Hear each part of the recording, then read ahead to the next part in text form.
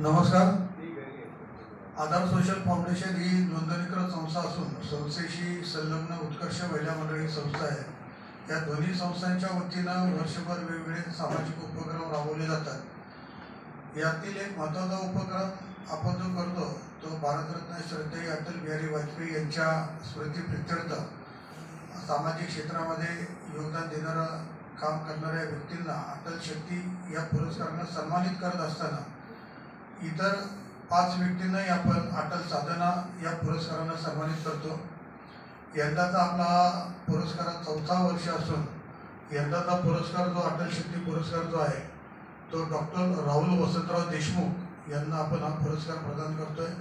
या पुरस्काराचं स्वरूप हे 51,000 रुपये आणि सन्मानपत्र देऊन आपण त्यांना गौरवतोय. या सोहळ्यामध्ये ज्यांच्या हस्ते आपण पुरस्कार देणार आहोत ते आपले पुणे शहराचे लोकप्रिय खासदार नामदार आदरणीय मुरलीधर अण्णा मोहोळ केंद्रीय राज्यमंत्री भारत सरकार यांच्या हस्ते सन्मानित करत असताना या सोहळ्याला आदरणीय चंद्रकांत दादा पाटील, आदरणीय माधवताई मिसाळ, आमदार हेमंतराव रासने, आमदार श्रीराम कांबळे, इतर मान्यवर या ठिकाणी उपस्थित राहणार आहेत. याचबरोबर अटल साधना पुरस्कारानं पण आपण काही सामाजिक क्षेत्रामध्ये काम करणाऱ्या व्यक्तींना सन्मानित करतो. अटल साधना पुरस्काराचं स्वरूप शाल, श्रीफळ व सन्मानपत्र असं असून यामध्ये अटल साधना पुरस्कारानं सन्मानित करत असताना ज्ञानेश्वर उर्फ माऊली टाकळकर यांना आपण सन्मानित करतोय. आजच्या मितीला त्यांचं वय 97 आहे. त्याचप्रमाणे डॉक्टर प्रताप खंडागळे, डॉक्टर चारुदत्त बुवा आपळे राष्ट्रीय कीर्तनकार, अरविंदनाथ गोस्वामी, त्याचप्रमाणे आचार्य शाहीर हेमंतराज मावळे, स्नेहल शिंदे साखरे ज्या राष्ट्रीय कबड्डीपटू आहेत, त्याचप्रमाणे मारुती आबा तुपे आणि परशुराम तुळशी यांना आपण साधना अटल साधना या पुरस्कारानं सन्मानित करतोय.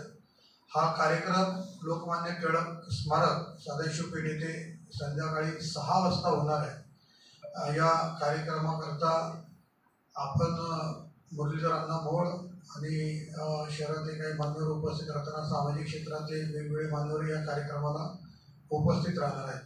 धन्यवाद. सर्वांची ओळख द्या. यामध्ये माझ्याबरोबर काम करणारे माझे सहकारी त्याचप्रमाणे राजेश शिंदे, यशोदा नाकाळे, पप्पू चरवड, त्याचप्रमाणे पप्पू शिंदे, सचिन शुक्ला, पूरण ओळखे, राहुलदादा आखाडे आणि आमच्या सविता काळुखे ज्या उत्कर्ष महिला मंडळाचं काम करतात त्या या ठिकाणी उपस्थित आहेत. आणखीनही काही आमच्याबरोबर काम करणारे सहकारी येत होते परंतु व्यवसायामुळे ते आलेले नाही.